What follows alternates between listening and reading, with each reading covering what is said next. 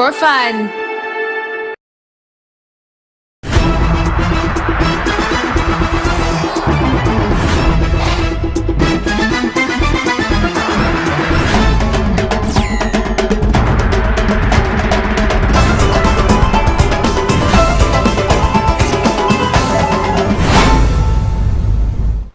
Butereva kyabazinga olunaku lw'eggolo yatongozezza adduyire w'abakadde ate 13 baweerebwa bail kwabawagira NUP ate 36 baddizibwayo ekitalya ebbugumu wakati kuwa omusango gwa NUP ne NRM petition nga ewabira ebyava mu kulonda yawabira General Kaguta Museveni nawabira Anthony General wamu ne Electoral Commission ebbugumu likute wansi ne waggulu buli omu yewerera munne mbaniriza nnyo ku STV The Sharp Talk naku lwakubiri ennaku z'omwezi ziri mwenda omwezi ogwokubiri mwaka 2021 amanya nze Simon Chris Makanga era nga bwe nabasuubiza wiiki ewedde nti tugenda kuba tukomawo ne program gye musinga okwagala STV The Sharp Talk n'omukukunavu Joseph Tamale Mirundi mutabani wa Mole n'amatovu wamu ne Mirundi Yowana era nkulamusaako yonna gy'osizira okubanga otulaba olunaku olwaleero Mirundi mugenzi Mirundi omugenzi wewa omanyi bw'ozaala omwana omugezi tofa kati bagenda ne bamubuuza mu ggulu nti wayi Mirundi kunsiba kuyita ati agwe nalekayo akyatambuza emirimu owasuzeyo tano muzeeyi weebale kunyumira mu yero mbadde manyi ebintu ebyo wabivaamu. And the suit is a suit of hope. When I was poisoned, my mother, my maternal mother, Ali London, she flew from London to here, and it is a suit is sato, nengato, nanganti ujja kuwona. Era nanganti suit yonji kuwadde, ajaji gendemu ne kololo, Museveni agenda kuwangula akalulu. That is recently over? When Narwala last year. Oh, okay. When I was poisoned. Now, I don't go to national functions. As was he gone? I don't attend meetings in the State House. And for me, when I make a commitment, in Malakonayo. Suti eno njambala, whenever I have challenges, nti I've survived three serious assassination attempts on my life. Yesterday I went to my mother, nantuuza ku mubirizi about 90 nangamba. As long as I'm still alive, nobody can harm you. Zetamano, it sounds like you're scared for your life. Nabadde mpulira omuntu nga yogera naga no. This man is a tooth. If we remove one tooth, the other teeth will also be affected. What we need to do is to accommodate him. Omayenze neddo gondirina ne technology mulina. Asidi omuyina. Enyondo otambula nayo. For me, nze kambabulire, I'm a very unique person. Very unique. How unique are you? Kati kankubulire. Ngojeko nebyo wambuuza luli mu Sunday. Can we solve the congestion issue in Kampala? Kana katabana kawandika 15 years ago. Whatever they are doing in Kampala is not intended to solve problems. I can solve Kampala problems in 6 months. Because you must look at 2 factors only. We have 2 types of capital cities. The way you administer Abuja and Dodoma is not the way you administer Kampala. Kampala is the capital city. What is it? Kampala is about relatives by Bazari. If you chase away hawkers, omusajja omwana yakulira mu kifumbira amanye Rukiga. Omusajja ali mu katwe kinyolo amanye Hoima. Amanye yakulira mu Kinubbi amanye Mwaluwa. Apana. Kakati gwe kasojja ne bamusine baani era musina muwandiikako mu katabo muno. Nga bakamulonda ne mbaga nti musi will fail has 2 factors. One, mosaic image. Mosaic image twakijja mu Moses. Ngetegeeza ki? Tukirita mu political science. Somebody who comes arrogantly nalowooza nti ye Musa azze okununula abaana ba Israel afairinga. Arrogantly? Yes. Okay. Moses was suffering from mosaic image. 2, her proximity to the president yalowooza ti president yajja kujja nga amuyambe. The president rang me several times. Even appointed me advisor on Kampala. I refused. I said Musisi is operating on deception. Are you lobbying for a job just in case? And Kana Katabo Kadi. Wakawandi Kadi. 15 years ago. Kana Katabo Kola. Invisible hand. Kasomeko. Nakawandi Kadi. Okay, Wakawandika dated 19th July 2012. I had already identified Zimbabwe's. Mbwaja, bili kumina mkana. Nimba gamba mu government ya mulimu mukono gumutala buguba koleramu. Invisible hand. Yes. Nalina kukolaji. Mbabazi yajanga invisible hand. Kana akatabo kenda kugamba jjo. Tinawandika akatabo kano ku Bobi Wine. People power. Nenkatereka. Nti ono mukwasi wanseni nizo nazigenda muddukako. Bobi Wine will never benefit from his struggle. Nero kuba nategera mujja kunzi. How won't he benefiting yafunya abaka atano batano? Tagenda kubafunamu. Bagenda wo. This is the end. Bobi Wine has embarked on a journey of destruction. But was hired to do a job. Okalabaka oloza nakawandisa eggulu. Bakansala z'olumusi mu Uganda bonna babe. Ndikana kati nakawandika. Nenkatereka. Ekikono kuba tuna basaculatinga.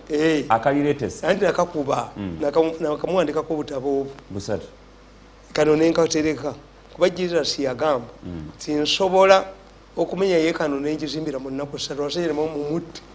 Yekano yamala emyaka waliwo omusajja omuyita Professor Lusoba Pascal yali president wa Central African Republic nagende France n'abagamba we are here because Africa was liberated because of Hitler, which is true. Africa was liberated because of Hitler? Yes, it was Hitler who attacked Europe. Britain goes to America. Roosevelt sits in Churchill and he says, after the Second World War, grant all your colonies independence. Ne Pascal Elisoba, we are at the University of France, why do you talk about he praised Hitler here which paid our country? Kakati fetumanya, kanakata nakawandi, nenkatereka. Ogambe senezo nazikule nezigenda mu bukako. Yes. Ekyo no kyewunyisa ngo omusajja amaze ofuna abaka mu parliament. Bakansalazi bonna. I wrote this book. Kati kyenkagasemu kiri eki. I've predicted 2021 to 2026 what will happen in this country. In a book? Kano kagera kufuluma ku mandi. Byonna biri omwo. Kakati njagala otuwandiikira akatabo. Within 45 days. Nenkugamba. Nga High Court egenda kukola ruling. What should we expect? What are you expecting? Kakati, as you celebrate Terehesita, is anybody in the government aware that a church in Makulovita massacre in church was raided by Obote's soldiers and killed worshippers? Baba ogerako. Baba manyaba bategeka Terehesita. Massacre in church. Nakawandika. Massacre in church.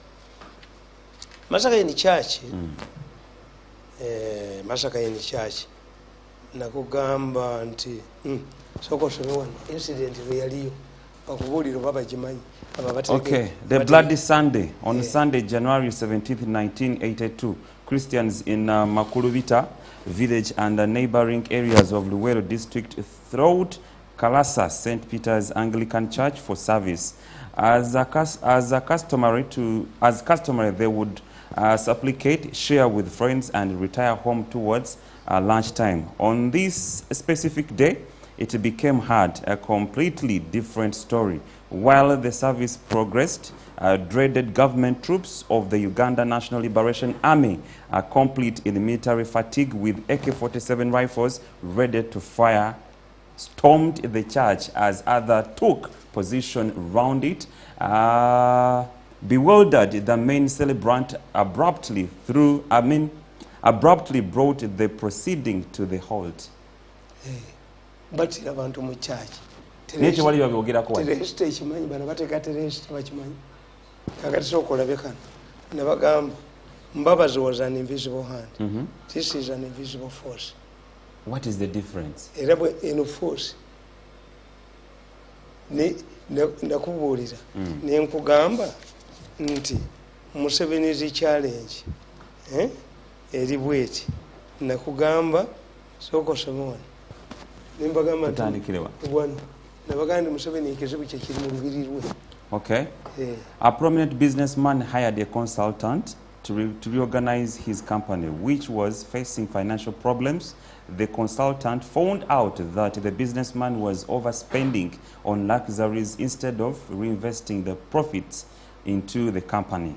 The consultant advised him to cut down on his expenditure, which he rejected, and the company collapsed. Why couldn't this man adjust his luxurious life? The answer was that, like Obi, he could not disengage from the Clara machine that had become part of the parcel of his life. Okay? The attitude is common in politics. This is one reason why governments lose power or be defeated in elections. Losing power means that the government embarked on a self-destruction mission. It did mistakes that were avoidable. A defeat means that voters wanted change.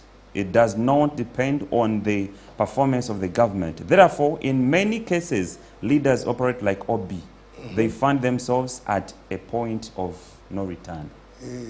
Abakulembeze bafuna group eva mu lubiri nimpandika akatabo kange nti egundi nti the state house cars omukulembeze wa Uganda abalabe be baba mu lubiri njagala okunyonyeza awalala. A difference between an invisible force and an invisible hand. Force tugimanyi nti luli yali mbabazi kati ate waliwo force ngejjidde mu Kadaga speaker of parliament. Kano kadda kana katabo kadda kaddi apprenticeship. Oh my God, 2016. Nakugamba ntya gwe tosanyisanga na mutwe guno nso mutwe gwange bwe nkugamba isoko someone ku parliament paragraph 2. Okay, parliament. The biggest blunder the government made was to retain Rebecca Kadaga as speaker. The battle to remove Kadaga was poorly planned. First, the planners wrongly believed that Kadaga would lose her parliamentary seat, which did not materialize. Secondly, Sam Kutesa did not react to accusations that he was eyeing in the speakership. Having elected president of the United Nations General Assembly, Kutesa would have resigned from active politics because serving foreign affairs minister was unattainable. Mbabuulira na politiki kinga ne nkugamba ba minister mu Kampala ne ngamba nti Museveni is going to face hostilities from parliament. What do you base on? And his challenger will come from parliament. Chicho sinzira kokola these predictions. Which has materialized. They seem to be right. Kampala problems by appointing new ministers. The issue goes beyond the ministers. Zentula wansi. The politics of the Banyampi kano katunda nyi. Abanyampi is somebody who takes responsibility when he has not done it. Most of the people the nurseries are Banyampi. Ono lukwago permanent secretary Munyampi. Bano bonna be mulaba abo basima makomera Banyampi. Abafuwa balala. Is a tradition in our culture. Omugabe bwafuwa. Mwe mugabe sebo nze ekikoze nga tonnafuwa nako. The politics of the Banyampi. Nenkawandika. Kan sailing towards a self-destruction mission. Ngoyogera kuki? Nti Uganda egezi. Ngiraga. Nembabulira nembagamba teri mafia group. Esobola kubeerawo. Nerowooza nti ejja kwonoona buli kintu kyonna. Nabaga nti Abayitali bafuga gundi. Olaba babulire bamafia bwe nabagamba. Tutandikirewa. 15 years ago. Tutandikirewa. Mafia gundi. Eno. Sailing on a self-destruction mission. Okay. In my conclusion, let me reiterate that the capitalist group has embarked on a non-reversible mission of destruction for the following reasons. They are sailing on a self-destruction mission. They are very arrogant, They operate on a principle of arrogancy. They are either with us or with the enemy. They do not follow ethics. They do not spare friends. That friends and allies, they are driven by money. They operate in a perception. They turn good policies into personal business for profits. They control the media in Uganda. They are very grave mistakes. They are a very grave mistake. A person who plaster his ventilators, close windows and doors, leaving no room for fresh air to suffocate inside. I predicted it into the film. Tamale, I want to talk. What separates the state from religion? Religious leaders can only take on government when there are 4 factors. One, if there's freedom is threatened, come out. The monks in Asia, when you see monks demonstrating on the street, the government has collapsed because the monks demand one thing, to stay in their monasteries. When religious leaders venture into politics, they must understand the politics. Don't propose things that don't apply in politics. So in that latest book, what is your prediction for Musango? Because we're going to court. No, let me tell you. Musango Bobby Wine never will. When the government messes up elections, this is an election process. It's not an event. Organize election, county votes, declare a winner. No.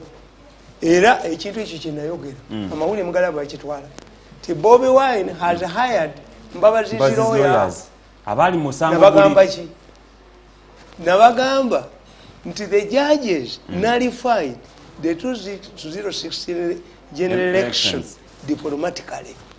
Baba nti in future never organize fresh elections without the 10 recommendations. In future, never cook sauce without salt. What does it mean? So it's to hire Mbabazi's lawyers. Bagenda kuza chiri ruling jebako. Kakati yagenda kufuna ebintu kamba buli.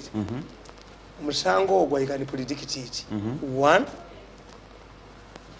if government believes that it can rely on judges, no. Tekisoboka. Why? The judges were enumerated. Baba was saying until they retirement. Wow. 2, America and Europe, Bagambi, abantu bonna bali mu government ya Uganda n'abaana baabwe naki, they are being registered for possible return. Abali wabwe. N'obugagga bwabwe babukwata. Don't judges have money there? So they can make a ruling based on fear.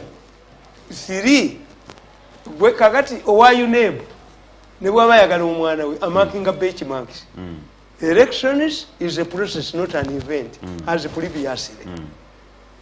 Okay, kakati so ekitegeeza guno musango yinza okuwunza anti nkubuulira should we expect a rerun? Bano nabo kye bakoze bagezi. Bobby Wine has been reduced to Uganda to a kabaka yekka, where other Baganda are going to gang up against him. Is it not strange nti era balooya Baganda abalimu who were given prominence? Kakati kitegeeza gavumenti yakitegedde nti abalamuzi tebeesigika. Abamerika bajja bagamba nti nammwe temulinnya waffe. 2, nebaga muyina bye mukola mu short term. Kavuma a royalist, a committed NRM person, yakoma ku acting. Because society needs independent institutions. Kavuma, the only job government gave him, chairman of civil aviation. Why? He cannot be a minister. No. Why? He cannot go through parliament. For vetting. Or he can bet my money. He cannot be a speaker. People want independent people. Why is it that the moment you identify as a royalist, you're finished? Kubanze nchimanyi, mutamanyi statistics. Do you know the Western Bloc ababaka beina mu parliament? Ababaka abapa mu Western Uganda nalabyeko balinga 150 oba 177. bali 177. All of the regions. kasokuleke ekintu ekyo nakirabyeko nga everyone is talking about it. Western Uganda okweta n'ababaka 177 babadde baziteekawo mu constituency nga baziteekawo mukola ki? Politics is not for dreamers. Anti kyenkubuulira nti bo babadde baziteekawo nga mukola ki? Politics is for planners. Okay, in your understanding kitegeeza ki? Kakati nkugambye nti speaker bw'abanga Western Bloc eyina 80% on the role of a speaker, aba Western abagezi basoma tebalina bayimbi, aba Western bainvestinze wano, they will not create a rubber stamp parliament. Wow, it's a good analysis. Kakati nkubulira negamba Bobi Wine kyagenda okufunayo I can predict bamvunana simanyi prejudice but Bobi is one like Mbabas is going to get recommendations for 2026. The case will strengthen the role of the chairman of the electoral commission who will be in charge. Kubanga abantu bakoze contradictions. You cannot arrest a declared candidate. Tuiza muwa abasirikale ate abasirikale abalala ne bamukuba. Ekitegeeza we have to have clarity on that. Who controls security of the during candidate. Elections. That's very important. The judiciary is going to take the role of parliament. Judiciary will take the role of parliament. Yes. The parliament grab the power from the executive. Nebabeera nayo. Museveni bw'alonda abantu nga babagaana. Museveni bw'akola ki nga babagaana. Talina veto ku parliament. Ono okubayita n'abawasente n'abakonve. Kati the judiciary yo kyeyina. Teri ku numerical strength. A judge makes a decision that overrules the parliament because there are two institutions in a democratic country that make rules. Parliament make rules through bills, the judiciary make rules through precedents. Kati judiciary genda kuwamba government. Sounds a bit. I'm telling you. But when you add up, it really makes a lot of, it weighs a lot. NC is driven by 3 people. A liberator, a second liberator, a reformist. What do we have? Kakati Museveni liberator. Besi yali mu kufuka second liberator. Bobi Wine is reformer. Who is he? Tetumanyi kyali. What is he about? Kakati in absence of a reformer and a second liberator, Museveni in a challenge. He must end up like an overseer. Era Museveni yali badde atulira nnyo Obasanjo. Nti Obasanjo yava mu power. Naye Obasanjo by 1964 bwe balonda aduumira amagye a UN peacekeeper in Congo, it was commanded by Obasanjo. Bwe kyatuuka okuba abayibo, who did it? Obasanjo. Bwe kwatuuka okuleeta democracy mu Nigeria, Obasanjo. Bwe kutuusa ku retirement, Obasanjo yava ne mu kibiina kye ne bamugobamu n'aga nti Nigeria to unite. Obasanjo wrote 3 volumes. Obasanjo the liberator, Obasanjo the overseer, naye basoma, balina obudde obusoma. Oyinza okusanga ne Makereti bakiina mu political science. Ezo volumes esatu ez'Obasanjo. Wow, it's a good analysis. Kubuulira ne gamba nti look, the judiciary is going to be the reformist institution in Uganda in the next 5 years.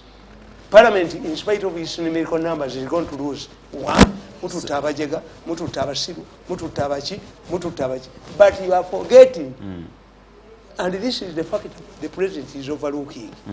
What is that? The president, kakati, abadde liberator, abadde reformer, abadde statesman, unlike Moses, ono ye yafuga eggwanga, abantu abafuze amawanga gaabwe Washington, ono egundi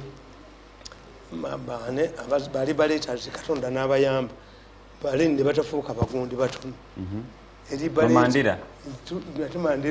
Mandela yakaddiwa era I don't write about Mandela seriously. Yali mukadde naye bwe baatuuka omugamba yagoba mukazi we asaznyusa abazungu. Mandela batta omusajja no Christian yali adumira amagye ga South Africa tumumanyi wano bulungi. Did Mandela put up an inquiry? No. Mandela divorcing mukazi we immediately got out of prison. What if he was he? Kakati Mandela muteeka ate mu kiti kirala as a political scientist. Mutegeera tituyita gamba musajja nti si mwenzi naye ate ngatambula nabanyina. The Baganda have a proverb. You cannot test your dog on a heap of tobacco. A dog does not smoke. You bring him meat there and see whether it will reject it. Nemba gamba. Bino byonna mugamba bimuliko to be a political again. The biggest challenge Museveni in this country. Yes. Whoever Museveni would be very mindful of what is happening in this country. Because kati ye asigadde kubeera overseer like Obasanjo. That's why in some countries ojja kusanga mu India president jali temumumanyi. In Germany they have a president. In Israel they have a president. These are people who play the vital President role. Museveni is going to be like an overseer. Judiciary is going to overtake. So wali katono tukankuze wali katono nnyo. Judiciary muguno musango yagenda ko kinene nnyo ejakola recommendations. Judiciary yunebu yabawa benchmarks ekolola bugolozi kakati mumuyina okumanuvalinga nti the president bwe bayagala bwe balemesa ono okuba enkuŋŋaana he moved in nejje n'alijjawo birungi n'agenda yali tamanyi byakola n'aleeta afene muhozi n'stabilizing eggwanga. Museveni adhered to election rules nembaga nti ono agenda kuwangula akalulu kubanga ye ategedde nti victory ye bano babalamu oba balamu Museveni aliyeko kukola balamu oyo omanyi bamubbiranga sente nga tategeera. Who brought Bobi Wine? Balamu. Because Bobi Wine wouldn't have no omwana n'akajanja ke nga waliwo n'oli mu State House because Museveni's problems originate from the palace. Balowooza Bobi Wine wakulira mu sente oyo omwana n'abulookinga Bobi Wine. People power was a slogan. Yali bati talina bantu nkaaga mu parliament. Muganda we tebamubulookinza okuyingira parliament. And Bobi Wine control parliament outside nga taliyo. Kali Bobi Wine control parliament nga taliyo. Nyesere ko yakola statement yewunyisa buli omu. Bwali okoti buyagoba musango. Ngagamba nkumanyi twemanyi fenna. Oyo nabagamba nti president yamuwa minister Nyanzi. Why? Nyanzi came to me running in tears. My brother is being used by forces. Ne Bobi Wine najja twice yali akyeganye. But I was blocked from seeing Museveni. Bobi Wine teyali baddewo. Kenya waliwo omusajja bamuyita Major General Kariuki yali kamanda wa Air Force. Aba Air Force baayagala okuwamba mu 83 baali bajaluwo. Commander of Air Force Major General Kariuki was a Kikuyu. Omusajja najjanga adduka nga yenyola mwengeko mu bbaala n'amugamba nti waayi yikosida kwa barracks. Mimi natumia pombe yangu tunaonana baadaye. Bamusibe miaka 5. Why didn't you listen to your senior? Kute wajirimu. There was no way a Kikuyu could rally conspire with a Jaluo to top of Moi. But this man came running a sergeant. Namuga no, mina tumia pombe yangu. Tumizo mwenge gwangi. Nywa mwenge. Ne kuamini. Obote. Sabani Opoloti. Yali amekamanda. Yagende wa Mutesa. Namuga nti akasajja mpapa wankakwate. Akwate Obote. Mutesa ali yebasenga yekubidde debidde lye bulungi. Namuga nti ayogere n'omumbejja mpologogo. Sabani Opoloti naga nti ebyokuwamba gavumenti babyogera n'omukazi. She left obwakabaka baabo kuba. Kati Nyanzi came to me. He was blocked. Nyanzi detected the trouble. Nebo Bobi detected the trouble. Sasa na bwa minister. Ataka nennuupu eno gye mulaba bagiwambye nayo. Atani agiwambye. Ba government. All of these elections are dictated by people in the government. Bajagaza cheni. Mbubo balowooza tebawambe ennuupu. I'm telling you. If you have stinking feet and you remove the socks, you retain the stench. Bana abaana, if you buy a gomesi ey'omukazi n'omugulira gomesi nga si mukazi wo, you are wasting time. These people, younger people, who have elected the NUP leaders, they don't know that NUP is an army of government people. Ate biwagamba nti baddukayo. Andi nkubuulidde nti NUP yaba government. Mbakuba amasimu mbawulire. Dikire NUP man. Mbawulire. Recently guwagamba nti NUP Bobby Wine yali wa munde n'amala n'avaayo. Bobby Wine yekyati era ne Bobby Wine yali mu panic. Nabaga nti Americans can use yandi dump yo.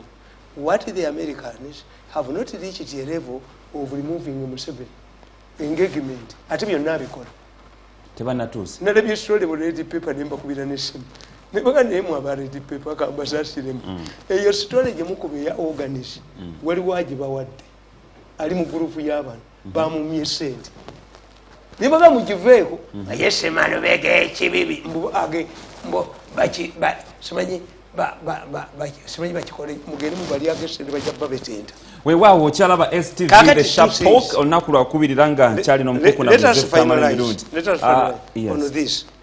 Kakati, why am I saying that all of these are affecting Museveni? Which one? The person who would get worried would be Museveni himself. Bino by'okukwatira abantu akwata abantu okukola ki Museveni yafiirwa. Tugenda bitunulako lwaki tukaterese kuba nakyo tugenda kitunulako minisita wa internal affairs alina byayogera tugenda bitunulako maasawo naye kasooke tutandike nono omwami twali twamwogera ku Sande n'ensuubiza abalabi tugenda kudda ku Mande tumwogereko David Senfuka herbalist. David Senfuka omwami ono nno ye nannyini ddwaliro lya Leona NNN Medical Research and Diagnostic Center likola eddagala lya habo era nga ne gavumenti yavaayo ne kakasa nti lisobola okuwonya diabetes wamu ne cancer. Bagenda katereza. So ndoza kajjudde mukanterezeza.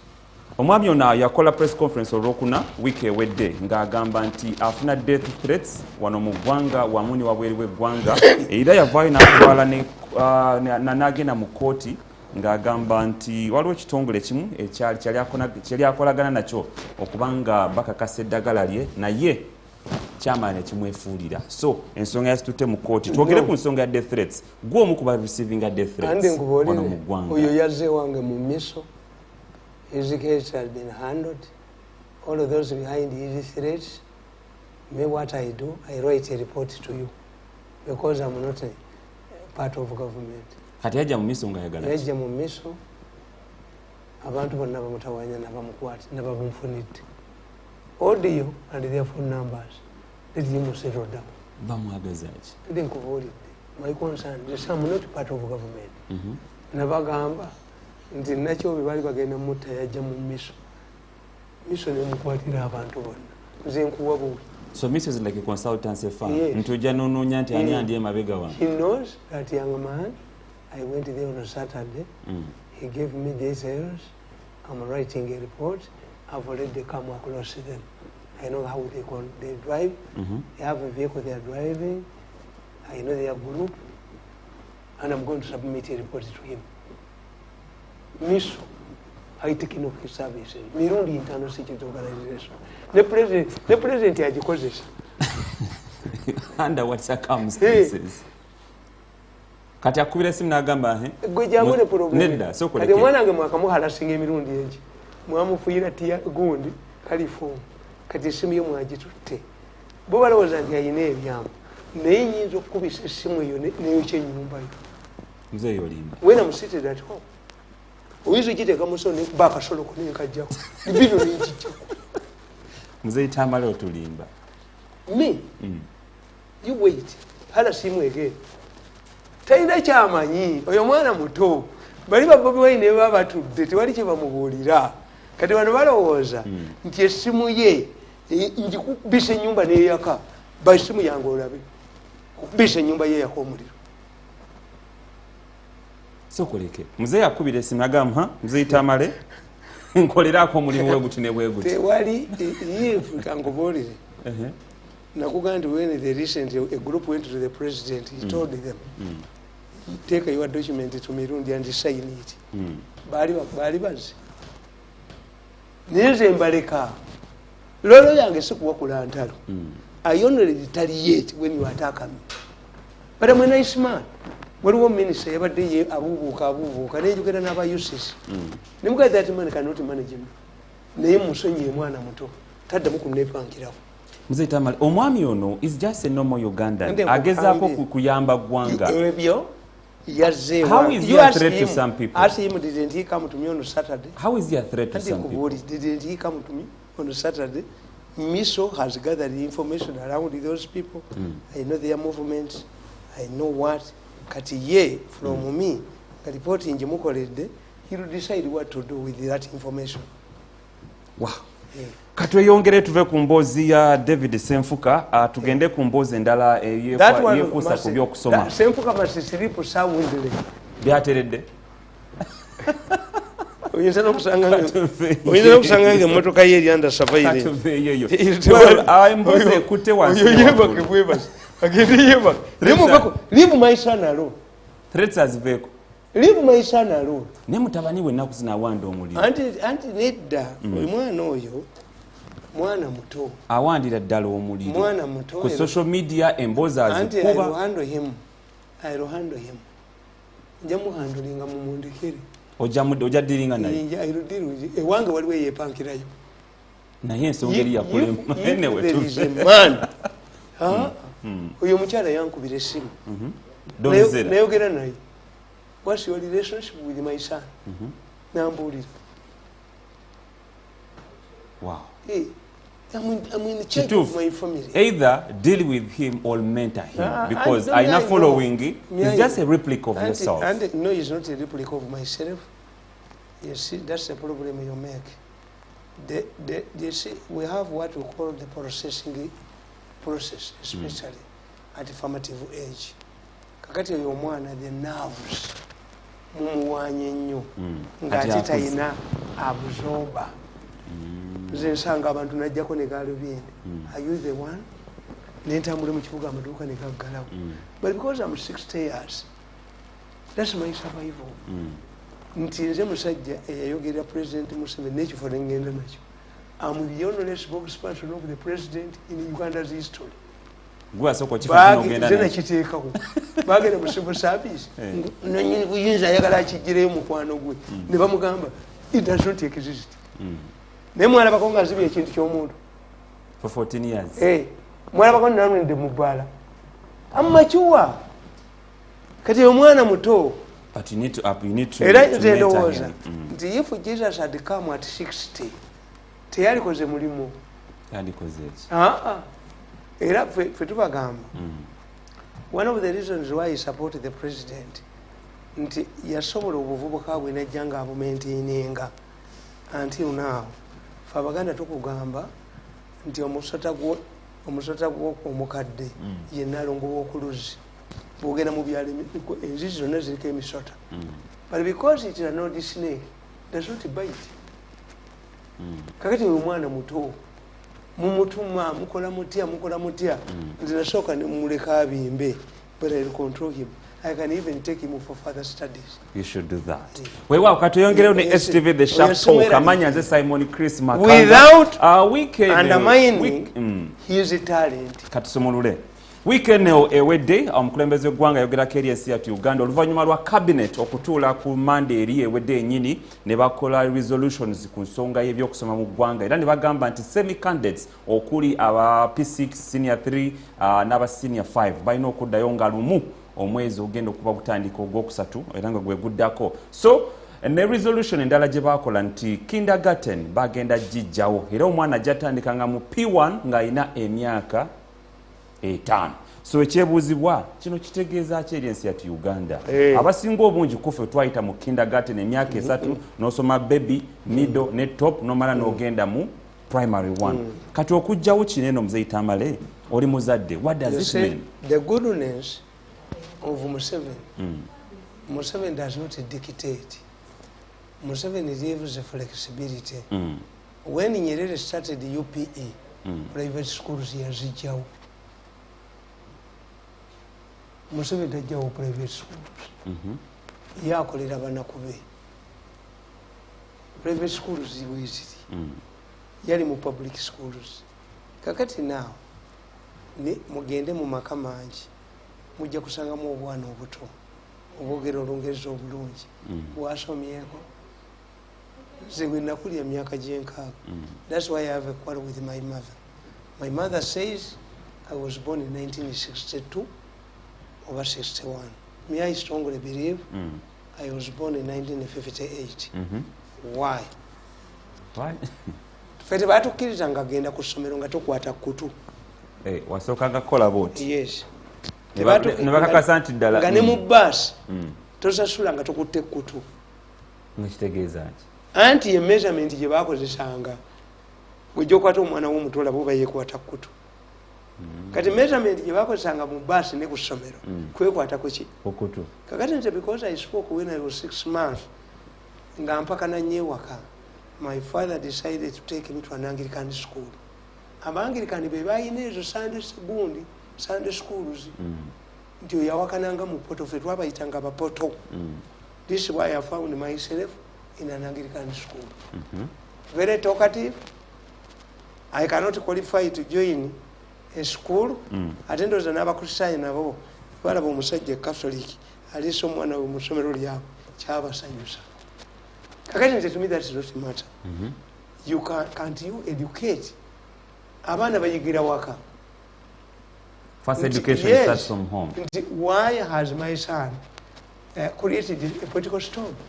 Ebitabo abiraba ewaka ebya political science. Ate n'abisoma. N'abisoma.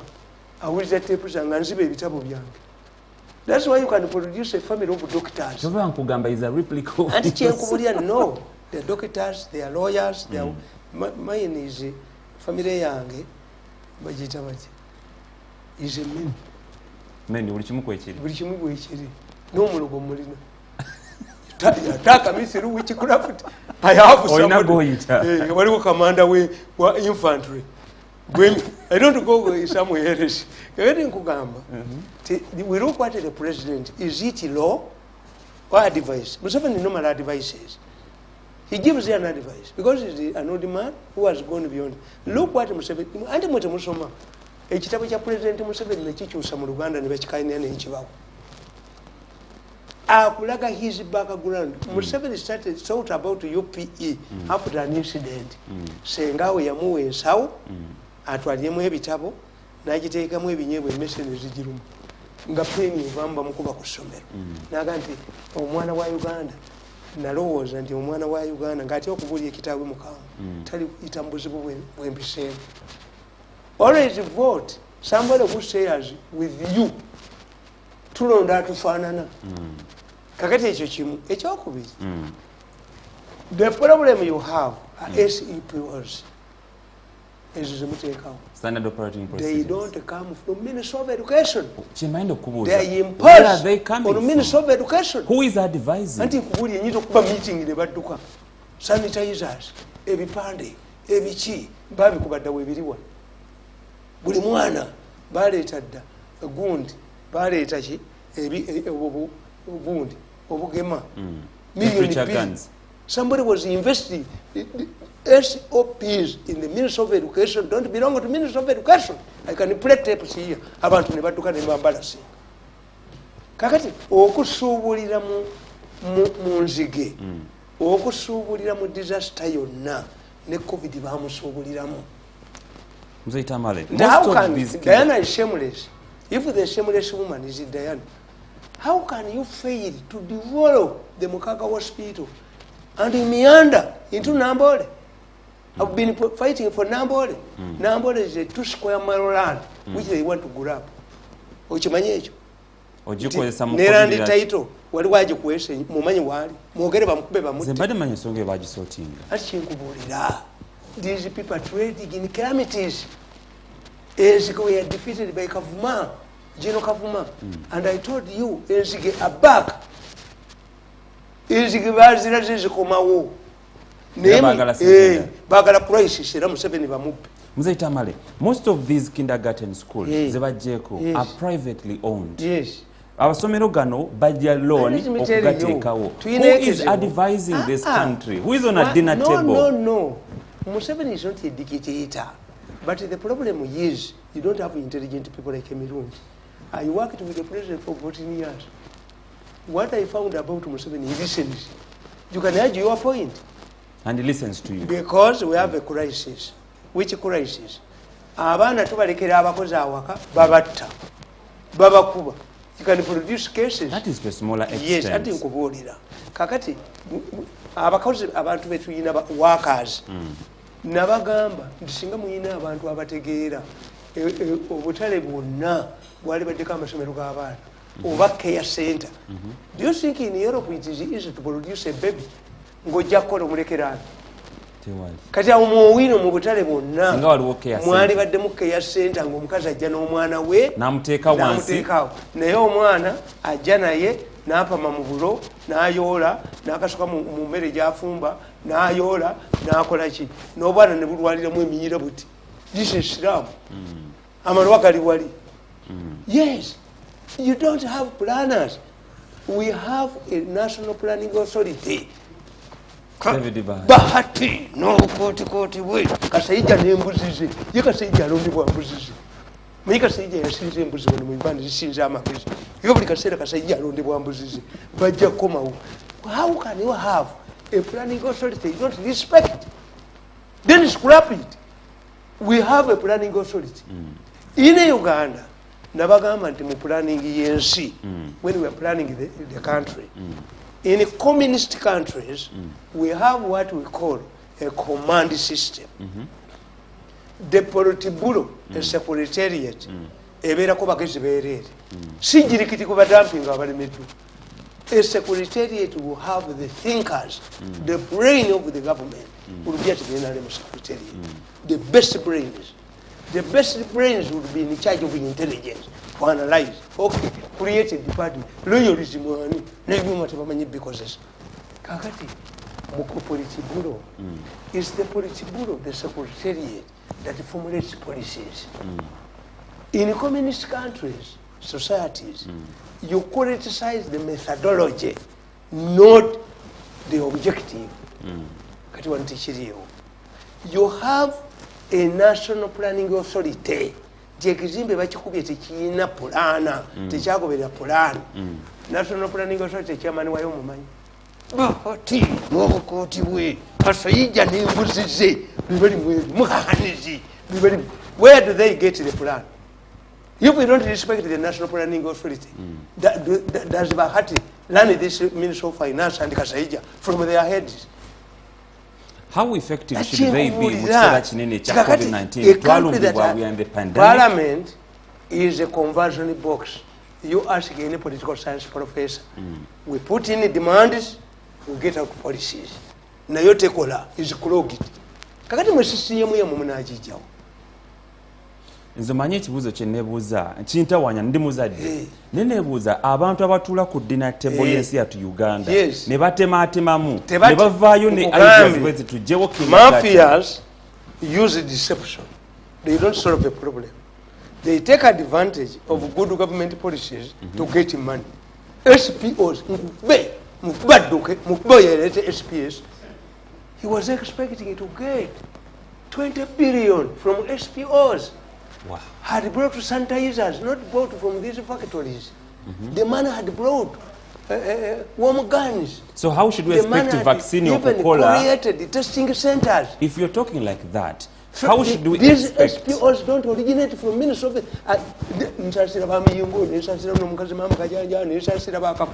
Me, to be I'm a dustbin. Mirundi should be a dustbin. I go home and look and make my bricks like I'm doing it now. Kubanga Yorubi bananyini bote balabwa bananyini bekweka bwe bati bote balabwa. How can I defend something which I don't believe in? How? Njamukakoza permanent secretary, Minister of Education. Somebody imposes his SOPs on me. How? Kwa nini? I'm a Ugandan. But some of these SOPs that take World Health Organization omuli okunaaba engalo masks biki no nkukubira akatambi wano kusawe kaje ngakukubire gwe kaje okay oyina guts gwe kaje nkukubire ngoli ayogera nti sente zagenda okufuna. This country is in my hands. Tiri akola communication gwe sirina. No. Maybe because I'm a much one man. Kakati gwe yali ekukubye keeno. Yali ekwasiza omutwe. Atenga enjagaza. Olaba gentleman ali mu suuti ng'omusala ensawo. Ba! Golaba gentleman awedde emirimu ono ye mwangu okusala ensawo eri wano oyinza okusala omusajja ayambadde obulungi ali mu yero wa NRM. Kakati ze mbagamba nti in my opinion the challenge is with the president and the president has an advantage. Museveni 90% can solve these problems because all of the people I can reveal deceptively. All of the people creating these problems originate from the palace. Within? They come from the palace. No, from the palace. Every problem from the palace. SOP from the palace. Kakati kankubuze. Bogamat SOPs originate from the palace. Okay? Which seems to be according to you, erabikanga business y'omuntu. According to you. Kati no vaccine gye bagenda tuleetera towards end of this month or early next month. How will it operate? Nga kegenda kujja business y'oli nga bw'ogambye. Inamu problems. Nti, you see, the upper side of South Africa created the Bantustanis, only recognized by South African republics. This vaccine is going to be recognized by Uganda. Tejja crossing borders because it takes a process to produce a vaccine. Kakati eyo yamu. There's a way I agree with the president. If it is not poisonous, try it. South Africa bajigo. Anti going to plan it. Gwe gibalekere bagikole. Omwana ayinza okusaba ebitabo n'akusaba jinga musiru bimuwe ye blaming. Bali bakoze ekiwa. Mutubulire basajja mwe ba professor. Bwe professor Kyemakerere kyakoze pads mu papyrus. Where are they, Mr. Professor? Ekisajja Kyemakerere tie kyakoze simanyi bakola. But you should be proud. Bakola gundi bakolani bus. You should be proud. Kayola, where is it? No, for a person like you, boyogera buta teze zigwamu amani. You should be proud of it. No, nze sirimbi wa deception. Kumba said akawunga kama toke kaliruda. President yakwata square miles. Nazi wo musajja bamuyita Sembebuya. Namuga produce tulundire embuzi ziriwa. Akawunga kama toke professor mukazi ali awo na yesu no yali awo alirawo. Bintu byafuka byakulya. Me, I don't mind. Wasa omukazi omukadde nateeka tawulo mu lubuto natandika okuwandula amalusu. Is inciting his mother-in-law because 9 months the woman will demand muzukulu wange aliwo. Museveni abawe naye ensi ejja bakwatako. Era problem Museveni gyayina, people are watching keenly what type of cabinet does he form. Eyabano baferias babafati kasayija balondebwa embuzi ze idudu eyalimu amasanyalaze $50 million. We are waiting to see. It is a challenge to Museveni. Nti bagaye to Museveni is a liberator, is a reformer, is a statesman, has managed to rule this country like Moses. Kakati ali kuva swallow. Era kikarugwe kasome. Is an overseer kati. Kakati nkugamba. So who is overtaking? Nkugamba. Nti nkugamba. Therefore, it is important that a retiring president ensures that his successor does not undermine his legacy. President Yoweri Museveni, I pointed out that he does not care. He said at one time that he does not care about the legacy. However, this is important. Ugandans will remember Museveni among other achievements as a man who restored peace, stability, and human dignity, and rejuvenated the country's image. Ugandans, for the first time in history, saw soldiers who do not rape women, who do not kill with impunity, or don't steal from the public. They remember Museveni, that Museveni turned the Namambe killing fields during Amin and Okero Rutwa's rule. He turned it to an industrial center. In the 70s and 80s, people would scan in Namambe forest on a daily basis to retrieve corpses of their dead relatives. Government soldiers would take their victims to this slaughtered dungeon and leave their dead bodies to be collected by their relatives for burial. The place became a mortuary of sorts. A group of youth permanently remained there in Ambori, in Namamve, to depend on income from relatives searching for their lost relatives. Museveni will be remembered for pro-people policies like UPE, USE, Bonabagagawale, Prosperity for all, free and fair elections, right from the village level to the president. Therefore, no retiring president will wish to see such as achievement erased by his departure. He therefore, in my opinion, cannot hand over power to a person who threatens to undermine the above. In the case of Uganda, this must remain monument for President Museveni. This explains why, when President Moi took power in 1978, he did not rename Kenyatta's monuments after his own name. He put up his own structures. Even in his early days as president, Moi insisted on following the Nyayo philosophy. Implying he was working in Kenyatta's footsteps. A president must ensure a retiring president. This is where some of the policy people are making a mistake. A retiring president must ensure that his successor will protect members of the first family and what they have acquired or rooted. This explains why the first family must have an input in somebody who takes power, who succeeds the president. Although in Zambia and Malawi, it's the former presidents who have borne the wrath of their successors. In many cases, the family members become the punching bags of the new regime. Even where the president has committed human rights violations, anger is always meted out on members of the first family. People often vent their anger on members of the first family.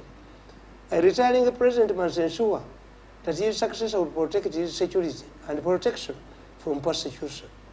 He should also be able to ensure his welfare.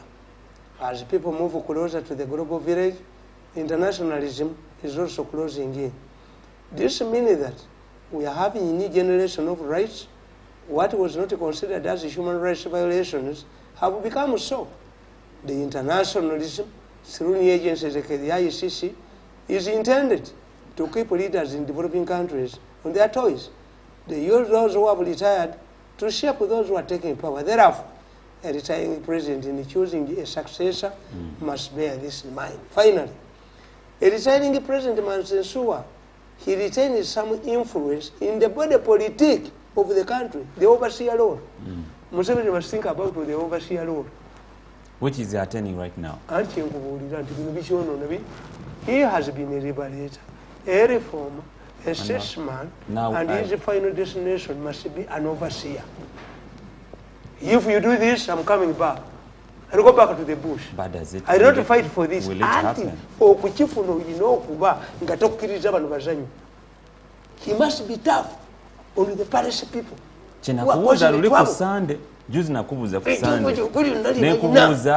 Do you think it needs President Museveni to turn into a dictator for him to the act? Soft running. If somebody wants to achieve the overseer role, the soft running has always been retention of leadership of the party in the case of a ruling party. However, this renders the retiring president to easily come into a collision path with the new president, his successor. The situation becomes worse when his party is not the ruling one. It is what is happening in Kenya. Former President Daniel Arap Moi refused to retire and still participates actively in the security and politics, at times taking sides in the very controversial government policies. This has helped him to remain relevant and defend himself. In conclusion, what protects the country from bad leaders and national institutions that can shape a leader's conduct and behavior? The country through institutions should make both the entrance exit doors wide and keep them always open. Once a leader misbehaves, there should be institutions to enforce accountability. A wise Uganda proverb says that omuyonjo omutono gwe gwotenkoka ekinsuti. Literally translated in English to connect that a cock must fit in a small cage. It is not the cage that expands to create room for the cock. Likewise, it should be the leaders to fit in the national institutions, not the institution to expand to accommodate their leaders' personal and selfish interest. Stronger institutions should therefore ensure the leaders sticks to his or her role as a leader entrusted with the power. We should also borrow a leaf from the Islamic practice. Muslims always refer to their successful brothers and sisters in the beneficent community as Katonda Beyazika Kumali. This means that God only temporarily lends them wealth. He is free to withdraw it. And therefore, a reader must understand that this saying of Katonda Beyazika Kumali applies in politics. When leaders must know that all powers is enjoyed by the people, lent to them by the people. Anytime they come for it, it should be surrendered willingly, provided they do it through democratic means, not riots. Nakawanti is a good. Kasome, Kadika. Dated when? Wow. Dated when? Dated 16th January 2015. 20 what? 15. 15. Ngolabe bigenda okubaawo kati. Nze Tamale. Ndio ndio kuanza nyisanza. Nze nonzanyisa. It's a good prediction. Nonzanyisa. Oyinza okunzanyisa. So if President Museveni embwa kikanyuka kasasiro ate kutukokolonda embwa mujijjeyo mujirehabilitate, which dog are you talking about? That this do I resent a dog? President Museveni wabanga agenda kwataininga position ya overseer, which is a very difficult position. Yes. Can he attain it in a democratic setting? Munsi ya Museveni temusobola kubeeramu bantu be basudde ku kkubo nga tebamanyi abasuddeko. Munsi ya Museveni temusobola kubeeramu bantu be bakutte ne bateeka mu detention. Munsi ya Museveni agenda okubeera overseer temusobola kubeeramu gundi slavery, tebakwata aba energetic yanga men ne babatwala ku farms ne babakozesa ne babalimiza ebinazi. It can't be. But it's happening. Which means the remaining 5 years, in my opinion, not 10. For those of us who want Museveni to take the role of the overseer, to know making sure until we be and good enough, the 90% of the perpetrators originate from the palace. Does he know them? Abamanyi. Why doesn't he act? What doesn't he act? Abamanyi. Why doesn't he act? It is not Museveni. It's they. Nti Gundi Sengo, Maya Gundi Wade, retired. And his successor was Sali in Senegal. What happened? Sali Yakwatia Wabana Wadaba, Mwana no Mulis. Former First Lady, again a Mukomero Kulaba Mwana. Never Mugamba Basirikale, Wadens. What did the Chicago? Into why? Mumas take out. Former First Lady goes under Sally, the former Prime Minister of what? Kakati, Ono, Gund, Dos Santos is in exile. Muara is Abera, Arinya, Ogabonate Babutute. Kubanga, that is also a trend. When the first family members mess up with the succession battle, the revolution to Muchakuvamu or Mu, Ajukaba, to take Soboka. Politics like a marriage. You must create allies. Sibujozi. You must create allies. Kakati de Kugam. Tell Zimbabwe comes Bamu preparing to come back. Kenya should also come back. Museveni is trouble started when Zimbabwe left.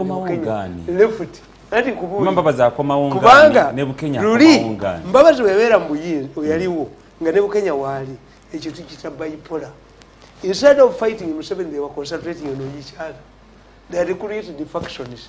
Kakati waliwo mu bikatera yabakubana abajjawo katera nabakubana abajjawo bonna ne bagenda kakati ekyaddako problem nedda ku Museveni. You must create a bipolar. Instead of bipolar, genda some international relations. Russia and America.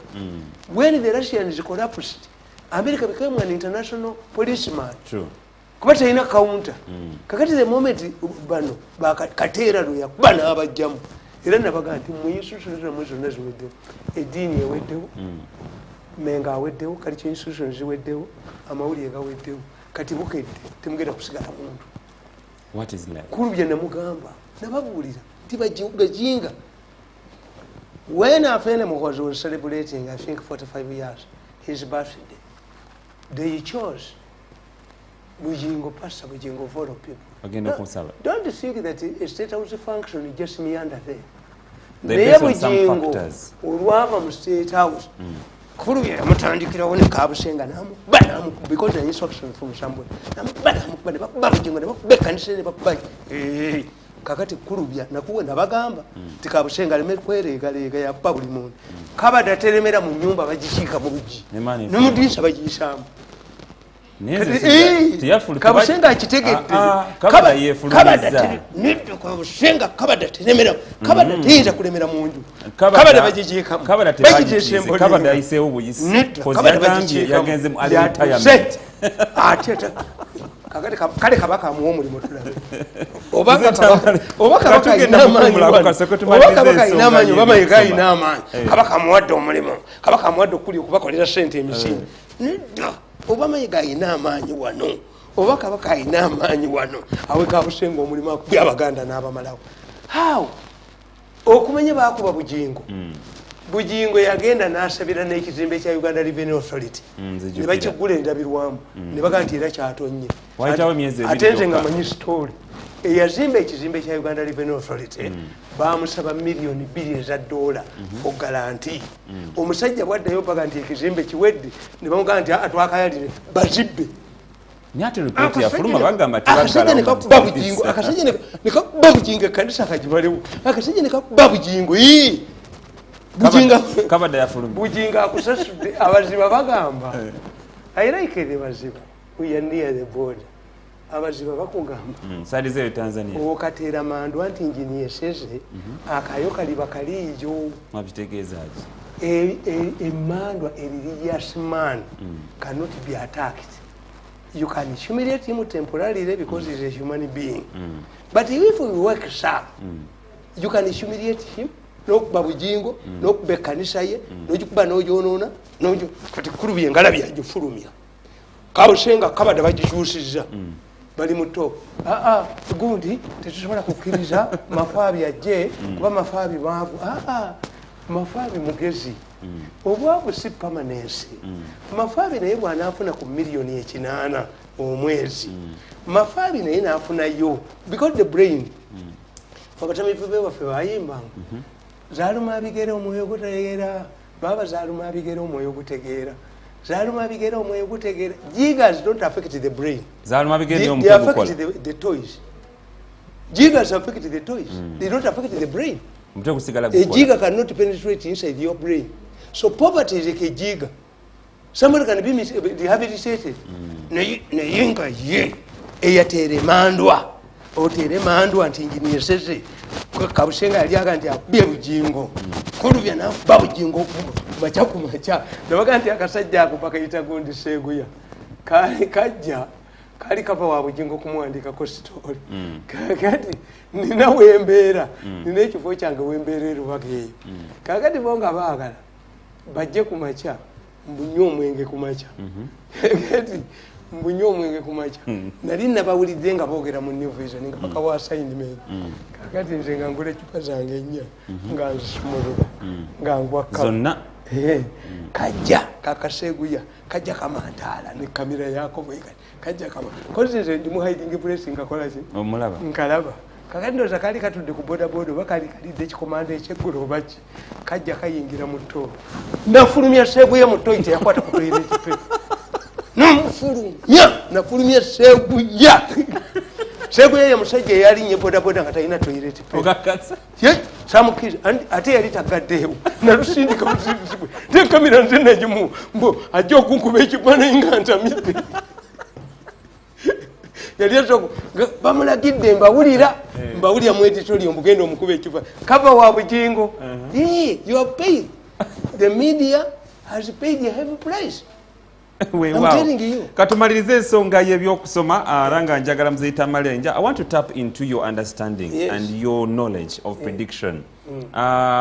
Ensonga nyingi ezetulano mu nsonga y'ebyokusoma kindergarten bagijeewo juzi President 7 yali ayogerako n'asuubiza private schools okubawa 1 trillion nakati bazifunanga private teachers sako sente tebazifunanga. What is the way forward ku nsonga y'ebyokusoma? Mwekyemutamanyi kiri bwe kiti President Museveni yalagira Teachers Union bagiwe sente 5 billion zabulya mu State House ng'alupo minister kuteba wonye 5 billion netugenda nnaku zino president n'abagamba bawe teachers union 1 trillion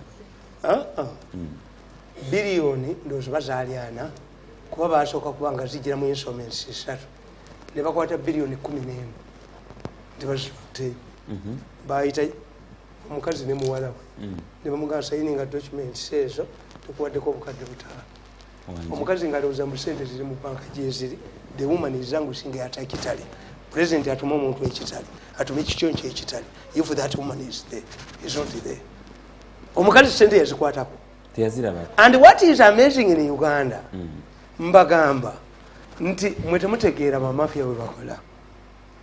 Those people who demand money from Museveni are sponsored by the mafia nti ba teachers union. Kakati look, obanga sente ezo zabula, have you had the agitation in the teachers union? The woman is languishing at Kitali ne muwalawo biliyoni tezikwatako 11 bamuleetera ttano nasayininga ebiwandiiko. If you get an intelligent man like you, like me, did you deposit the money in the union's account? I arrest you like grasshoppers. Well, wow. Bund, president, yakwata abana. Nga bamulemeseza abacuba for their own reasons. Nakwata abana. Makumi aka. Bagende India basome. Bwagenda ko bana. Nenga sente zaabwe badie mu mitwalo baziba mu state house. Have you ever heard the chairman of the Doctors Association complaining? I have the numbers. These boys came back to me. Why don't they go? Do you see? It's okay. You see, when you are in a marriage, when you are a visitor, they start with shouting, they end up with funny noise. Education, medical association, not doing Galabi, not about teachers union, not doing Galabi. This is what we cheat Museveni. Wewa katugende mukumula mukatono nyo tugenda koma une STV chapter tugenda batulire ya kidnap sesonga yebyo kusoma yo bwetu wayimiridde kindagate ni bagijewo tumanyi what is next for our children but all this in the name of COVID-19 abana bange bangami ndine mukama wo mwagala nyinera olabona.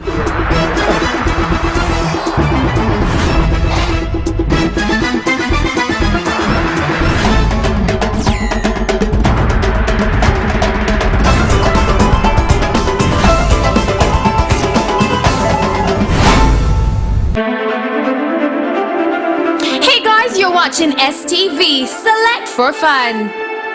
Ensi yonna yalumbibwa akawuka ka coronavirus. Ebitongole ebitali bimu bivuddeyo okunoonyereza ddagala ki eriyinza okuwonya COVID-19. Hex's Healthcare Department yayiyiza akaveera kano ka stiika ke bayise Pure Zone k'oteeka mu bifo ebikwatibwamu ennyo ng'eminyolo, emmeeza, enzigi. Ng'akaveera kano kakendeeza ensaasaana y'akawuka. Okateeka buteesi awasinga okukwatibwa buli akwatako ng'alina akawuka konna kafa bufi. Ate gwe omulala bw'ojja n'okwatako toyinza kuvaawo kawuka ako. Akaveera kano kayite stiika Pure Zone kakakasibwa mu nsi yonna kati n'wetwogerera katuuse mu Uganda. National Drug Authority yabakkiriza okukatunda n'okukasaasanya mu ggwanga bakayise antimicrobial protective film Hex's Pure Zone. Mu Uganda katundibwa Nobak International Limited abasangibwa puloti 566 nakulabe 44B Makerere Hill Road oba bafune ku ssimu 0759 42 33 38 oba 0752 53 46 31. Amin ng'amaze okuwamba eyali mukama we Obote mu mwaka gwa 1971 yafuga emyaka 8 okutuusa lwe yava mu buyinza. Idi Amin Dada owume son of Nyabire ava atya mu buyinza.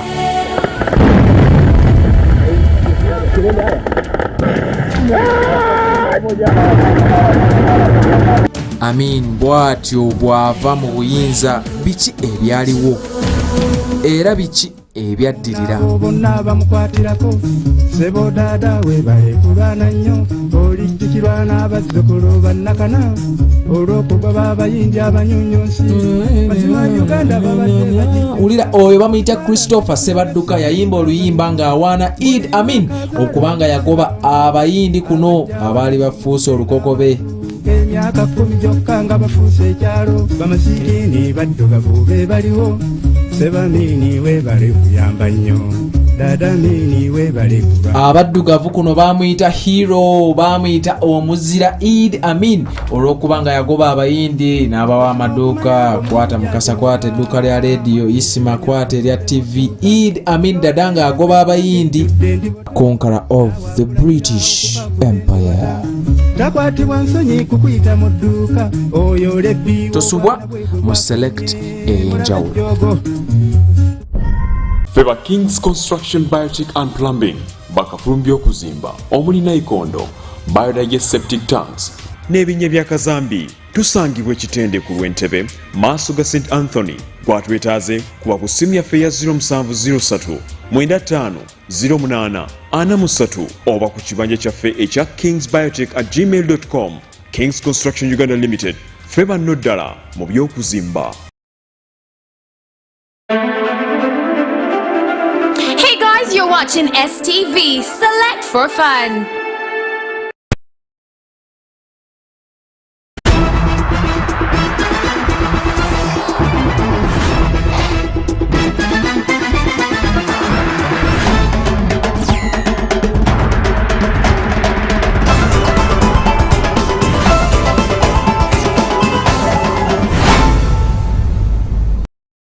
webale kubanga okyekumidde ku STV The Sharp Talk amanya nze Simon Chris Makange era nga tukyatambulira ddala wamu na Joseph Tamale Mirundi gwe nawe atulaba ku Facebook, YouTube wamu nawe ali ewaka webale nnyo kubanga otambudde naffe akashino nga buteyongerayo n'emboozi endala waliwo omuyimbi omu yayimba n'agamba nti bizzeemu naye yamala n'akyuka wabula byogera nti bizzeemu bye byokwata abantu kidnaps gye bayitanga panda gali bwe twogerera emboozi yamala n'etuuka ne mu Parliament era Speaker Parliament Rebecca Kadaga yamala n'ayita Minister ow'ensonga z'omunda mu ggwanga Honorable JJ Odong ajje abitebye. So wiiki ewedde yamala n'agenda mu Parliament ye n'ategeeza n'agamba nti ku kidnaps ezo bo bamanyi nti bakwata abantu 44 wabula 31 bo nga Minister y'ensonga z'omunda mu ggwanga tebamanyi we bali. Abantu bangi tubalabye mu district ezili omuli Masaka, Mukono, Kampala ne Wakiso abantu bakaba mu mawulire bagamba omuntu waffe bamutwala tetudanga mulaba wakiri bamubawenga mufu obanga mulamu ensonga ngezo ezigenda maaso mu ggwanga Mzee Tamale kifaananyi ki anti kankubolire bino byaliwo myaka gy'ekinaana kati bituli 220 that is explainable. One, it means there is a third force within the government, but Museveni's government cannot allow a third force that will affect his overseer role. Must be tough. Two, the way the battle temujimanyi kati oyo mutwe mumulaba mumuyitani jejodo omutwe ede mutwe owa Bobi Wine bodyguard we mumuyita wa NUP mutwe yakolagananga n'aba security n'akukwata bwati ono mumulabye okuyisa mu ringi eno a million years tan yazira abaserikale yabawaabo leka tekivuga ngo kiza walala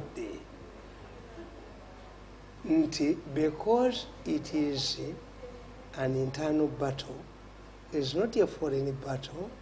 All of these incidents, some people are being hidden in people's houses by their, because three things are going to happen here.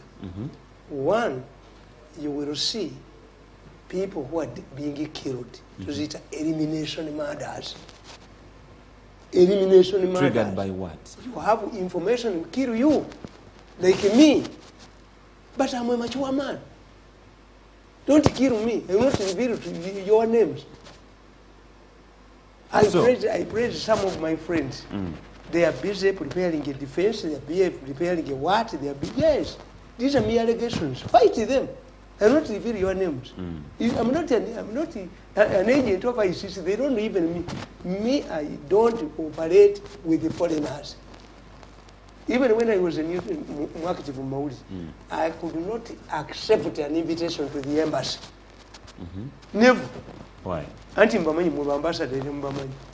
ti ambassador yategeera munywa chai kahawa kamu nakujjamu ebigambo 10 American ambassador has hosted you mumanyi propaganda mumanyi intelligence nti the Americans can donate books to the university because if you want your propaganda to be valued, a book found in a university library ugitegere olowooza nnungi to invite you consultations ambassador wani first secretary ku embassy zonna Mbeka abeera Mbeka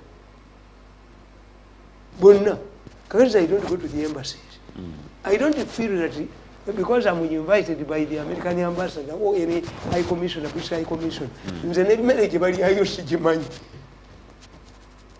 era to take me to waliwo gundi oyo mutani wange ensereka ntwala nnyo muserena luddawa wakojja jangu oli kakati nze ate sibirya bye balyayo I have problems okulya amakuloni bino bigira biki bino biringa ensiriŋŋanyi byemugamba nodira enkoko nogiteekamu amenvu nessukaali kakati nze ndi waabyo amwe typical villager kati ezo high classes sizimanyi but it does not affect my brain mbamanyi nti Mubutu yakugamba babuuza Mubutu why are you harassing journalists Mubutu nagamba having been a journalist myself I know journalists are spies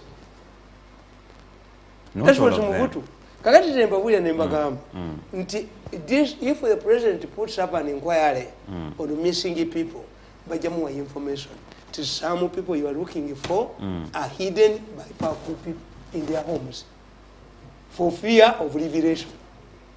So kitegeeza tutuuse mu kiseera nga ebikolobero bingi nnyo and people oyinza okusanga jjajja Odongo ayina gy'atasobola kgenda Kabuga yadduka e Rwanda Kagame n'amunoonya yalemera Kenya until the Kenyan government changed and he fled to South Africa ne bamukwatirayo Moyi nga tasobola ne balowooza Moyi bw'avaako Kabuga but Kabuga had invested heavily in Kenya amawanga gano gemulabaago developing countries asking where do we get money if we avoid that money as long as it can develop you. Nigeria has embassies in all countries, especially African countries. Why? Nti Nigeria bw'omukwatako n'embassy Nigeria bagiggala because the Nigerians must be protected, they make money.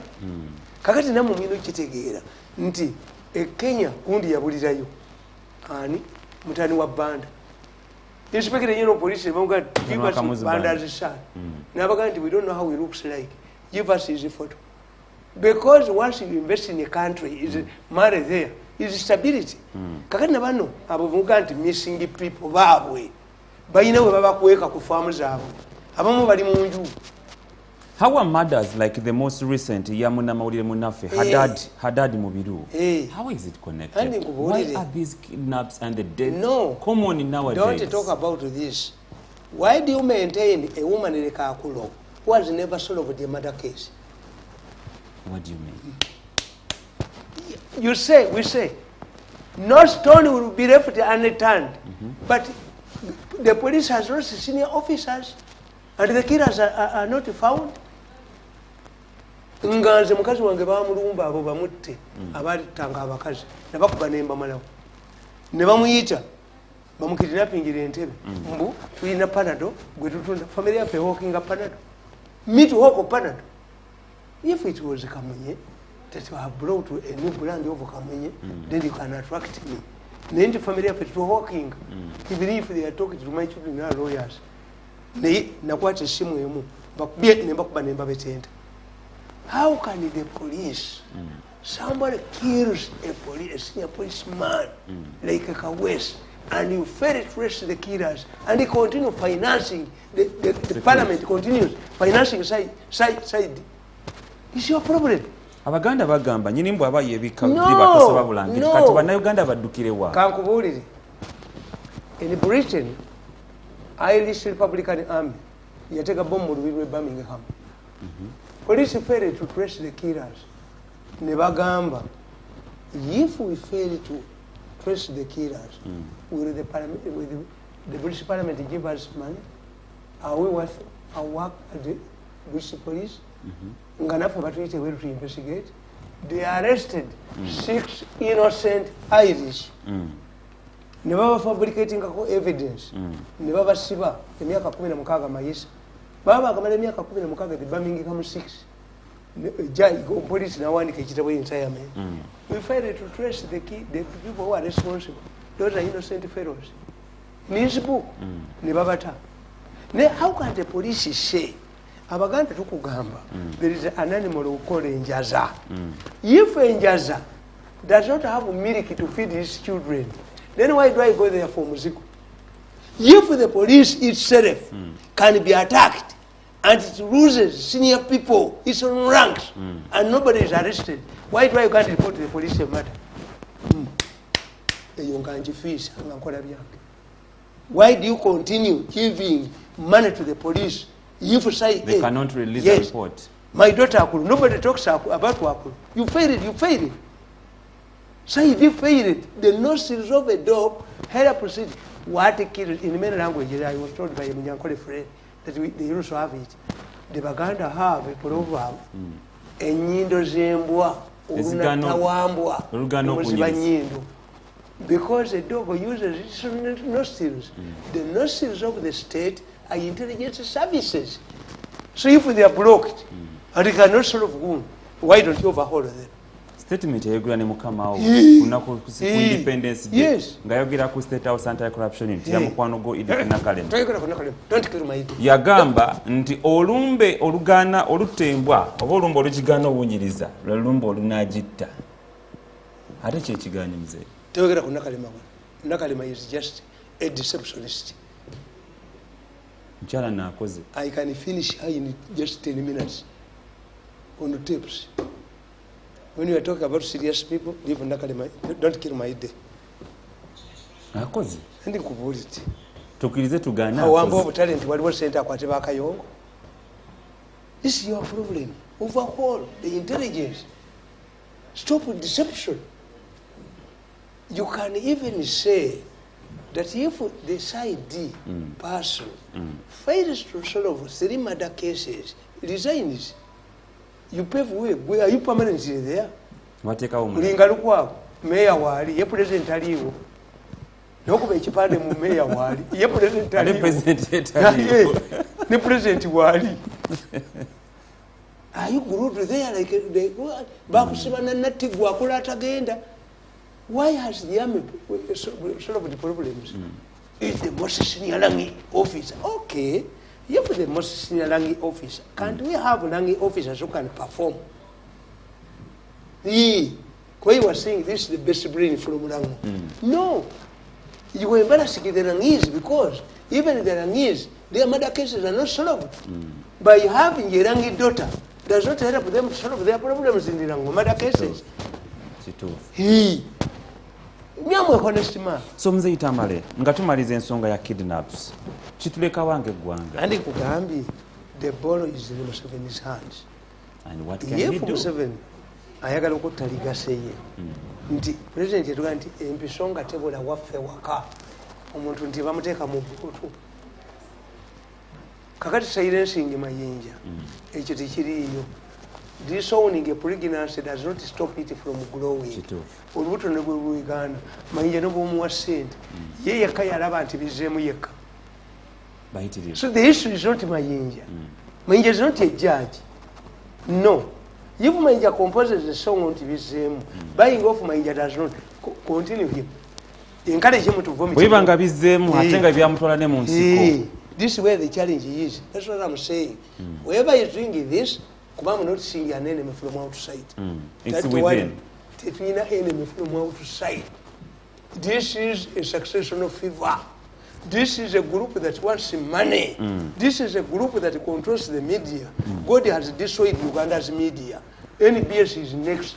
In fact, if I had contacts with the Khalis, I will tell him that the remaining thing Khalis should do, sell your shares and move. This case is going to destroy NBS. Katono nnyo dakiika 2 zokka mzee Tamale. churches zikubiddwa, institutions zikubiddwa.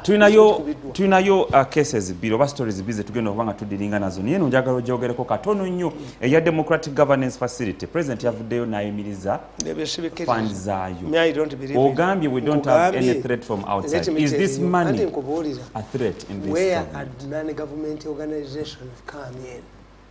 Non-government organizations step in if the government has collapsed.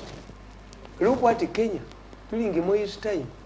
Most of the MPs were from non-government organizations. The Chief Justice came from Ford Foundation, was not a practicing lawyer. That's an indication that the state has collapsed on service delivery. In Uganda, those organizations are pockets of their owners. Even if you ban 100 non-government organizations, where are they ferret? Senator Bazepir. He will be Basuma, never Suma Kabis. Leadership is cross them. Weewaawo katudde ku mboozi endala eyo nga weekugambye ogajogera katono nnyo katusembyanyo n'emboozi ya Dominic Ongwen ono yali mu kooti ya ICC wiiki ewedde era nga ICC yavaayo n'emusomera emisango gyali emisango 7 era emala n'emusingisa emisango 6 n'emwejerera emisango gyali 9 kwogo nno kuliko okutyobola eddembe ly'abantu omuli okukwata abakazi n'ensonga nnyingi nnyo so emisango egyo gyamusinga era nga tulinda diri bagenda omusalira naye nga kigambibwa nti bayinza omusalira wakati w'emyaka 30 oba life imprisonment. Tulina public court. If those non-government organizations were really helping Ugandans, touch one of them, the people will rise up. Why are Ugandans not interested in non-government organizations? They steal European money, pocket them, and end up constructing post houses. Uganda does not benefit at all. They don't benefit from NGOs. I come from one area that was torn by HIV. In spite of the numerous organizations I have, they are not there. You remove one program of mine, society will rise up. Why are we not seeing people who are complaining about when non-government organizations are being, if they are harassed by government? They are not useful at all. No. I will not agree with you on that. For that reason, I'm going to disagree with you. Minister of Finance. NGOs are employing quite a number of Ugandans. Why do ababbi bajja mu bank ne balumba bank ne bakuba amasasi ne babata only one woman cried twagagwe balabadde mumbi lwaki abalala titukaabi ovolo ministers era Kasajja yakaaba Kasajja tumukubireko mu ngalo musajja mukulu Kasajja era go finance bali ba beneficiaries tebannakaaba Kasajja yakaaba ne bahati ajja kaaba anti yagambye President Museveni bamuwa wrong information, intelligence yamuwa wrong information. Even now to say that Museveni was given wrong information, why didn't you step in? Are you saying that Museveni is a robot? This is an abusive statement from Kasajja. You cannot say that the president has the brain to condense the information. Kasajja is abusing the president. According to the statement from Kamatia Kasajja, agamba nti before nga tabannabazigala yayinako meeting ne President Museveni. Era n'abaako bya an advisor, Kasajja should understand. By the time Museveni calls you, has gathered all the information. These days, one of the reasons why these people are panicking, abayita n'abakubira bu tapes, they call the tapes. The evidence Bubi. Kasajja, no, you have been with the president for a long time. You don't understand him because Kasajja was MP, an MP, a UPM candidate. He doesn't know Museveni. Kasajja, by the time Museveni calls you, has gathered the information. And Museveni has many channels. You can end up burning your fingers. Ask Muloni. Muloni went to the president, told him, nti ebyo ebyayisimba tebiriyo sente tebazibanga katagayizira yalinga ono non-trusted gondi whistleblower kumbe yafunye da evidence nga Museveni details azina Muloni n'afuluma mumaze have convinced him bakubembwa n'efuluma bagikomezaawo obukomi. Don't be arrogant. Are you Kasajja? Does Kasajja believe that abasajja tebamenye na byeboogera? Tuyinza gamba. Let me give you a scenario. singa sister wange ajja ewaka naŋŋamba nti taata gundi mpa ku ssente nemuga siina naga naye mirundi si gwe nyimye sente mukazi we yaza kumye. You think he's not abusing me? aba avuma nze nti am in the ntoli of my wife. I call you back. No, he's not my wife, it's me. Because you are saying until now I'm under the influence. This is what the Kasajas would never did in office. Don't forget. Why do you believe that you have on the, you will convince the president? Are you president? Are you a co-president? Are you Ruto in Kenya? That's arrogance. Kituufu. Yes. Tumalize n'ensonga ya Dominic Ogwen.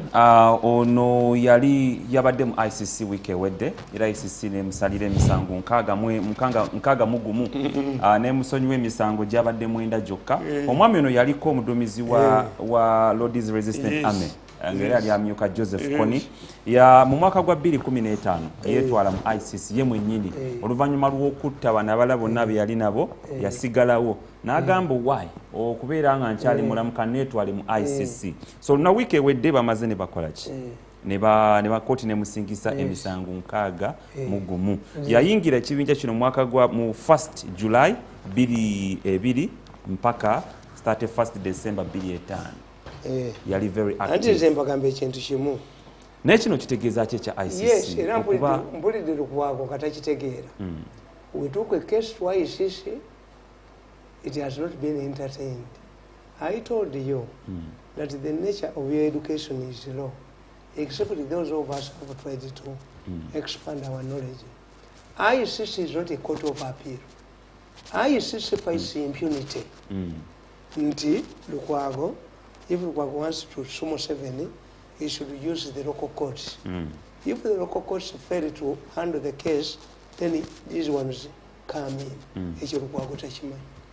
The ICC is not a court of appeal. 2, ICC comes in if your jurisdiction is limited, because it's an international. Internationalism means they close. Told you about doctors without volunteers. If we want to deal with this man in the Congo, you have to talk with the Kabila government, because our jurisdiction is limited at the border. Kakati, the purpose of regional and the continental and world bodies is to harmonize, is to solve problems which go beyond state borders. Kakati oyo ya committing abantu e Congo na wayonna crimes against humanity. The UN wants to popularize itself. That's why tibabatereddewo ne screen mulabe UN nga teri Netherland teri New York eyingidde mu nyumba yo. This is the purpose. Nabaga nti look, Kadaga has popularized parliament. Nti parliament ya legislative role eyingira ne mu butale. Kadaga ne bamuyita ne mu bintu. To put a parliament inside your home, to understand the parliament. For about some propaganda you fit to be called. How do you make a UN relevant to in the past Museveni we had Jirawan? Ngabangeza bakuwa Land Rover, batekako British aid. Techivaku. Everywhere British you go, aid. This is not your money. This is not your money. This is our money. British aid. Nimbabuza. Umusajja yinzo kutonera emotoka nzide. Our friends who have given me cars. Do they continue putting their names there? I reject it. This is Gond, a chair said, was not to me by my father-in-law. I remove it. You cannot keep more embarrassment. So what should governments do? Kakati, oyo, mchimino kumenya chiri chimu. Abaganda bayina proverb nungi. Akaga akakuba mujjao. Ke kakuba nani? Bwokalaba okakweka. A stick that your husband uses to butter your co-wife. Don't celebrate. You hide it. It means one thing, that your husband is a wife beater. And the Baganda have another good proverb that Obugole, Simumbeja, being a newly-wedded woman, you don't become a princess. Why? That one is permanent, this one is temporary. Kakati, a hanger man should not escape the rope if time comes for him. Nemanyi gy'olaga. Nkirekeddeawo. Okiresaawo. Nange songerako.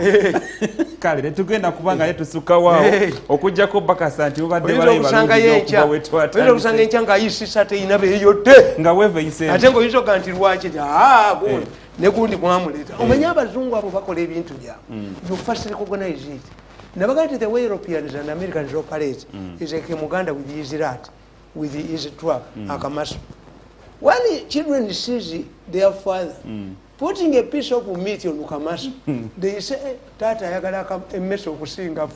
Ah, you were yet die. Ah, you were yet die. Can I put it up? Trap, catch a rat. So I was so can you call it up? Ngoya, the one who can have in your nose in Amazina, the Waku Yirakon. Never met to Canao, Yikagui, Togama, Baka. Olinga twamujika kyogereko wewera ono myekera Saidi owe Congo waita week muni bazaako gundi Dominic Ongwen ICC naye ate nabo bamanipulate let me tell you China bawa kabira sente a developing enguudo to popularize himself kakati nga babiri sente tebazina to undermine the role of the Chinese to Kabira which bakola bakwata Bemba namutwala mu ICC Obama n'omuta kuba Bemba was causing trouble for Kabila yava mu Kinshasa kakati we baagera ngono baagalukira ne bamuta Ivory Coast this musajja muzaliro wa Ivory Coast 45% of the people in Ivory Coast abafuluki they come from Perpetrators, they came from Burkina Faso this man Abafaransa bwe bateekako wa Burkina Faso when Bagbo raised the issue of coke prices bamujjako ne bakuba mu ICC. Wow. Hey, we interpret the action. Wow. Katuberekereze abatambudde naffe okuba bwe twatandise STV the Sharp Talk. Amanya nze Simon Chris Makanga era nga tujja batusinkana olwokubiri wa wiiki eddako wabula omusiraamu n'agamba mbu embizi ezo sigirya ngampu naye bwe baleeta sausage emulya kakati babasookeseza sausage ne balyoka bakwata ono ne bamuteekayo kakati ate bagenda okubaleetera embizi mukika kirala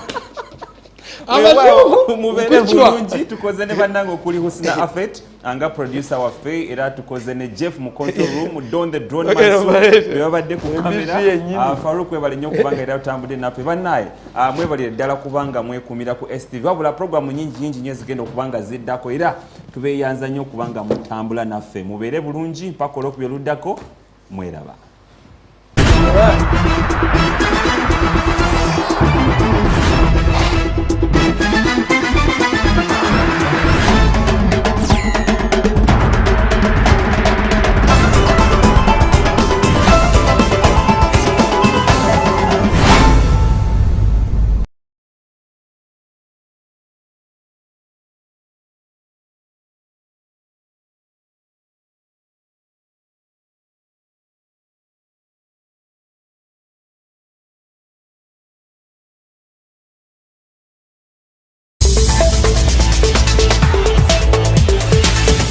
Ebirowoozo by'owulidde mu puroguramu eno si bya STV abakozi baayo oba n'abagiddukanya wabula bya muntu ssekinnoomu.